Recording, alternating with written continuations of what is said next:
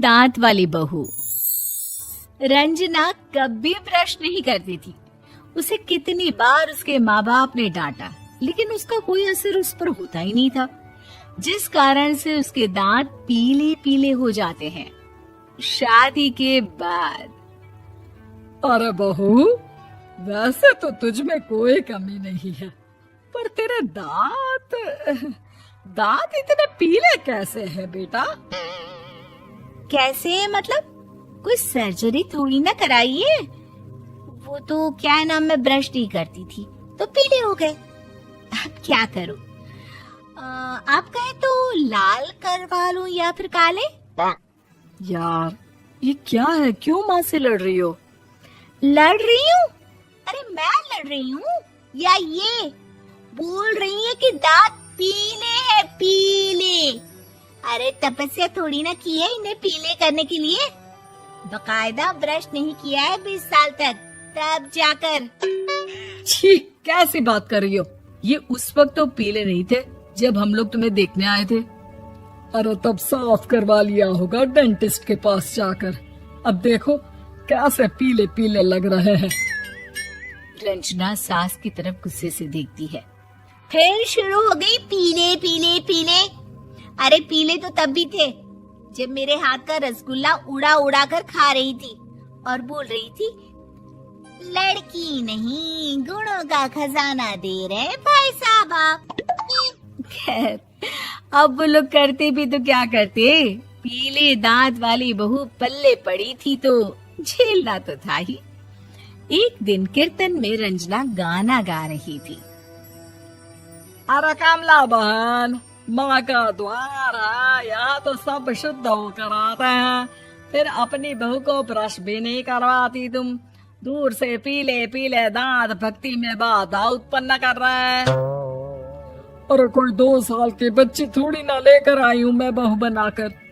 अच्छी खासी लड़की है, अरे कैसे करवाऊं ब्रश? ये तो उसे खुद करना चाहिए ना। अब माँ बाप तो इसके जैसे तैसे निपटा दिए, ये नहीं सोचा कि सास कैसे संभालेगी। सास बहू को लेकर घर आ जाती है, लेकिन सोच लेती है कि अब इसे लेकर कहीं नहीं जाएगी। अगले रोज बहू कहती है, अरे क्या हो गया, मंदिर नहीं जाना क्या? कीर्तन का वक्त हो रहा है। मेरी मधुर वाणी से कान्हा जी जागते हैं और सोते हैं। आप तो जानती है ना उनकी भक्ति में कितना मन लगता है मेरा। वो क्या है ना, तबीयत ठीक नहीं लग रही है मेरी, आराम करूंगी मैं। तबीयत ठीक नहीं लग रही? अभी तो मिथुन के गाने पर नाच रही थी आप, और अब बोल रही है कि तबीयत ठीक नहीं लग रही। अरे भक्ति में मन लगा लो सासू माँ, ऊपर जाना है, क्या मुंह दिखाओगी आप? हाँ? सास को बहू की बात पर गुस्सा आ जाता है। मैं क्या मुंह दिखाऊंगी, इसकी चिंता तो ना कर, समझी? अपने मुंह की चिंता कर, जो ये पीले पीले दांत लेकर हर जगह पहुंच जाती है। पता है लोग कितना मजाक बनाते हैं। ना जी ना, मैं नहीं जाना कहीं तेरे साथ। तो ये बात है। कोई ना, मत जाओ, मैं अपने कमरे में ही बैठकर भक्ति कर लूंगी। ऊपर वाला दांत थोड़ी ना देखता है, मन देखता है, भावना देखता है। और अरे बस बस, तू सब कुछ दिखा, बस ये सफेद चमकदार दांत ना दिखाना किसी को, है? जा यहाँ से। बहू को सास की बात का कोई फर्क नहीं पड़ता, वो तो जैसी थी वैसी ही रह जाती है। सुबह नहाकर किचन में खाना बनाना, फिर खाना खाना, कीर्तन भजन करना और सो जाना। एक दिन, माँ जी मैं सहेली के घर जा रही हूँ, शाम को लेट आऊंगी। हाँ हाँ, तो जाना, मैंने कौन सा तेरी आरती करनी है घर पर बैठकर। रंजना सहेली के घर जाती है, जहाँ वो पार्टी में जाने की तैयारी कर रही होती है। अरे शिखा, कहाँ जाने की तैयारी कर रही है? मैं गलत वक्त पर आ गई क्या?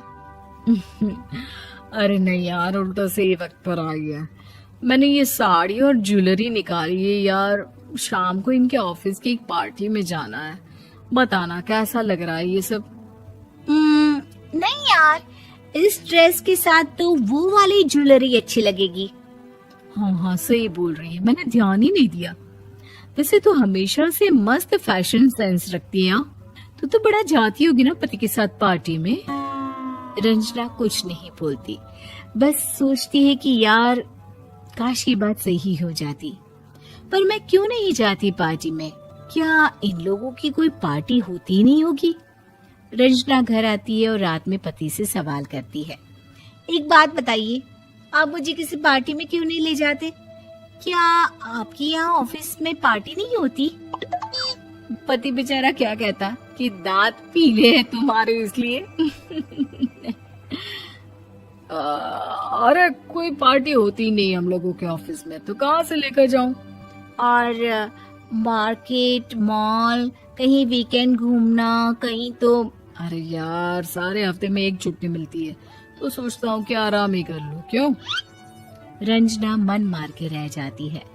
पहले कभी सास के साथ मंदिर जाया करती थी, लेकिन वो भी सास ने ले जाना बंद कर दिया। घर बैठी बैठी रंजना बोर हो जाती है। तभी उसे आइडिया आता है और वो मायके जाने का सोचती है। सासू माँ, 2 दिनों के लिए मम्मी के घर जा रही हूँ। अच्छा ठीक है, आराम से जा। और हाँ, माँ से कुछ अच्छी आदत सीख कर आना कि कैसे शरीर के हर भाग की तरह दांतों की सफाई भी जरूरी होती है, समझी?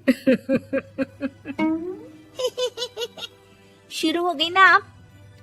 वो लोग आपकी तरह नहीं है कि छोटी छोटी बात का बतंगड़ बना दे।